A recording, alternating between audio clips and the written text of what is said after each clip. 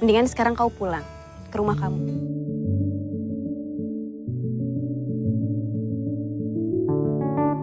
Sebuah film komedi romance karya Raditya Dika ini menurut saya sangat bagus untuk kita bahas. Karena selain menghibur, ada banyak pelajaran berharga tentang percintaan yang bisa didapatkan. Utamanya buat kamu yang selalu keinget setan. Mantan. Mantan maksudnya.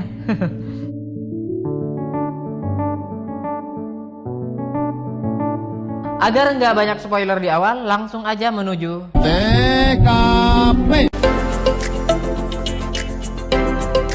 Kisah ini fokus sama Dika, yakni Raditya Dika sendiri sebagai pemeran utama. Dika merupakan seorang pemuda dari keluarga sederhana. Meski sedikit culun, sebagai anak tertua di keluarga, Dika punya tanggung jawab lebih besar dari anggota yang lainnya. Mulai dari mengurus adik-adiknya, mengurus orang tua, hingga membantu keuangan keluarga. Oh iya, Dika ini adalah seorang penulis dan masih jomblo. Jomblo. Kayak kamu dong.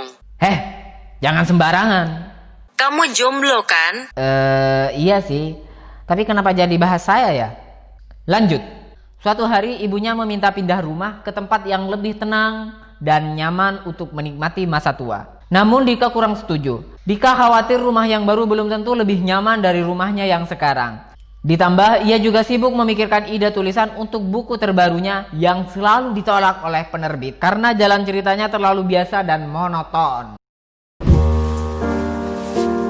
Di tempat futsal, Rizky temannya ngasih undangan pernikahan. Tinggal lu yang belum nikah nih. Di sini Dika mulai sadar bahwa teman tongkrongannya akan berkurang lagi.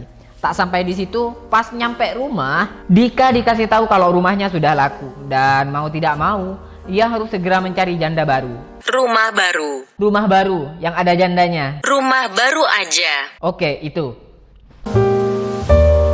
Suatu malam, Dika dan Rizky lagi nongkrong di pinggir jalan. Dika cerita kalau bingung dengan siapa bakalan datang ke kawinannya Rizky. Kemudian Rizky nawarin cewek ke Dika yang kebetulan lewat di parkiran. Tapi Dika minder karena si cewek lebih tinggi dari dia. Setelah dibujuk, akhirnya Dika mau kenalan dengan cewek itu. Dan ternyata cewek itu adalah teman kelasnya pas SMP, Patricia. Kimberly Ryder maksudnya. Sehingga Dika dengan mudah PDKT-an sama dia. Dari sana mereka mulai sering jalan bareng. Bahkan sudah kenal ke orang tua Patricia. Ya meski caranya agak norak sih.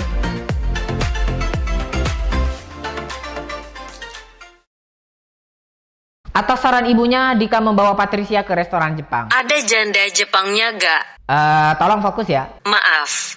Sampai di restoran, ada seorang Jepang yang merhatiin mereka terus. Usut punya usut, ternyata orang tersebut merhatiin mereka karena Dika lupa menutup resletingnya. Dan tak disangka akibat insiden itu justru Patricia makin suka pada Dika yang merupakan sosok sederhana, polos dan apa adanya. Habis makan, Patricia diantar dong sampai depan rumahnya, bukan di gang. Sebelum keluar dari mobil, Patricia mempertanyakan hubungan mereka yang sudah sering jalan bareng tapi statusnya belum jelas. Namun Dika tidak kunjung memberi kepastian karena terlihat jelas bahwa meski berduaan dengan Patricia di mobil, Dika belum bisa melupakan mantannya. Patricia yang kecewa langsung masuk rumah. Gak keluar mobil dulu? Iya maksudnya keluar mobil dulu baru masuk rumah. Masa kayak gini harus dijelasin sih? Pindah masalah rumah. Selang beberapa hari, setelah sekian rumah didatangi, akhirnya Ibu Dika menemukan rumah yang cocok. Tanahnya juga kuat.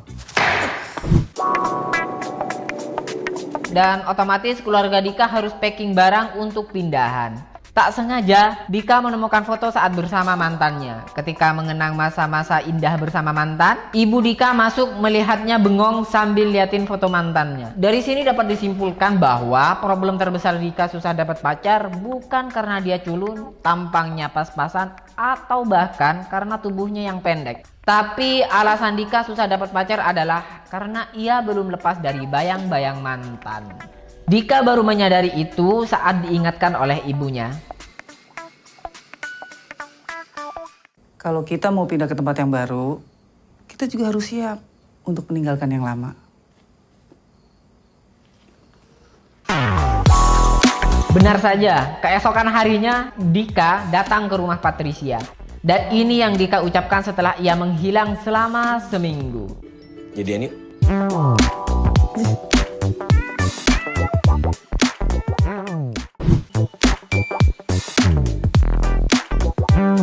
Patricia langsung diajak ke rumah barunya dong. Emang dasar keluarga gokil ya. Niatnya mau pamerin pacar baru sih. Malah Dika yang dibikin malu di depan Patricia. Kamu kalau di sini makan harus banyak ya. Jangan seperti si Dika ini. Terhenti dia pertumbuhannya. Masa tinggian kau daripada dia? Anehnya, semakin sering Dika dipermalukan, Patricia makin ngerasa nyaman dan hubungan mereka makin lengket. Paginya, mereka mulai belanja bareng di butik. Dan Patricia minta dipilihkan baju yang paling disukai oleh Dika. Saat milih-milih, Dika kemudian tertegun pada sebuah baju. Dan Patricia tanpa pikir panjang mengambilnya karena menganggap itu baju yang disukai Dika. Saat Patricia mencobanya, Dika tambah tertegun. Entah kenapa, kayaknya karena melihat Patricia yang cantiknya ampun-ampunan dah. Di sini Patricia makin senang karena merasa tambah cantik dengan baju pilihan Dika dan bisa membahagiakan Dika. Ya, menurut saya bukan karena bajunya sih. Kalau Kimberly yang make mau baju apapun tetap cantik kok. Setelah itu mereka membeli kue di toko langganannya dan si penjaga toko nanya, "Di mana Jessica?" Jessica-nya mana? Tahu ngambang di laut kali. Jessica. Iya, mantan aku. Dari sini Patricia tahu kalau nama mantannya Dika adalah Jessica. Gimana sih kok bikin ribet sih Dika, Jessica, Patricia? Nggak dikasih nama apa gitu. Lanjut, pagi hari Dika ngeluh ke ibunya kalau dia kurang nyaman di rumah barunya. Namun mamanya bilang kalau semua butuh waktu untuk beradaptasi. Di tengah percakapan tiba-tiba ada yang ngetok pintu. Dika membukanya. Ternyata yang datang adalah Jessica, mantannya. Kok ada kamu? Kok ada kamu juga? Dulu biasanya kamu itu udah pergi jam segini. Ya ternyata ibunya yang manggil dia. Dan kampretnya, ibunya Dika malah ngajak masuk ke dalam rumah. Meski Dika berusaha melarangnya, namun ibu Dika nggak peduli karena kadung nafsu mau mamerin rumah barunya. Pas ditinggal berduaan, terlihat banget sih mereka canggung. Secara mantan gitu loh. Ma? 2 hari setelah itu, Dika dan Patricia pergi ke bioskop buat nonton.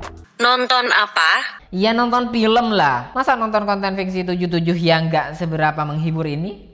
Di antrian, Patricia bilang bahwa ia bakalan kuliah di Jogja. Nah, pas Dika mau bayar tiket, gak sengaja Patricia lihat dan ambil foto di dompet Dika. Ini apa? Yang ternyata itu fotonya Jessica. Dan ternyata lagi, di foto itu Jessica pakai baju yang sama dengan yang dibeli di butik. Saat itu Patricia marah dan langsung pergi. Dika berusaha jelasin kalau ia tidak sengaja milihin Patricia baju yang sama dengan Jessica. Patricia yang masih ragu akhirnya bertanya, kapan terakhir kali Dika dan Jessica bertemu? Ya dasar Dika orangnya polos ya. Dia malah jawab jujur. Jawab. Kapan? 2 hari lalu. Apakah Patricia marah? Ya jelas marah lah. Bahkan mereka putus saat itu. Kitanya udahan. Bener. Untuk menenangkan hatinya yang lagi nggak karuan, Dika pergi ke tempat futsal. Namun di sana ia malah ketemu dengan editor naskah dan mengkritik habis-habisan naskah untuk buku terbaru Dika. Ya bukannya malah tenang, pikiran Dika malah tambah stres.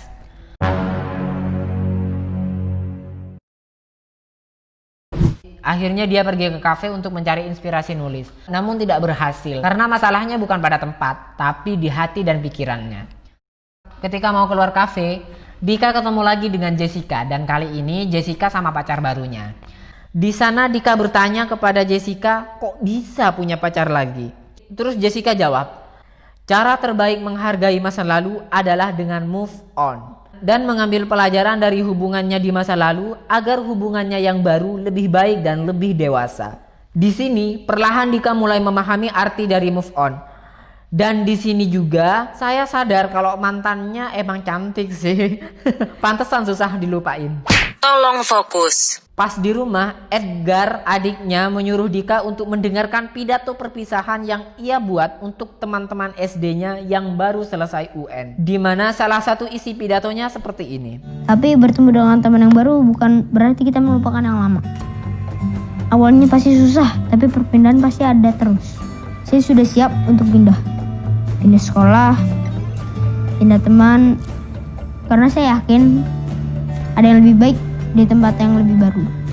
Dan justru berkat pidato itu, Dika benar-benar sadar dan tahu harus berbuat apa. Keesokan paginya, Dika langsung pergi ke rumah Patricia. Namun kata ibunya, Patricia mau pergi ke Jogja. Dika sangat panik dan mengejar Patricia ke terminal bis. Nyangkanya Dika, Patricia sudah melupakannya dan pergi kuliah ke Jogja. Namun pas ketemu, ternyata Patricia ke Jogja cuma sehari buat nganterin neneknya doang. Terus adegan dilanjutkan dengan Dika menjelaskan bahwa dia sudah banyak belajar, termasuk belajar dari pindahan rumahnya. Dika menggambarkan hubungannya seperti perpindahan rumah, di mana awalnya memang tidak nyaman, masih keinget rumah yang lama. Tapi mendingan dia pindah ke Patricia, karena Patricia adalah rumah baru baginya.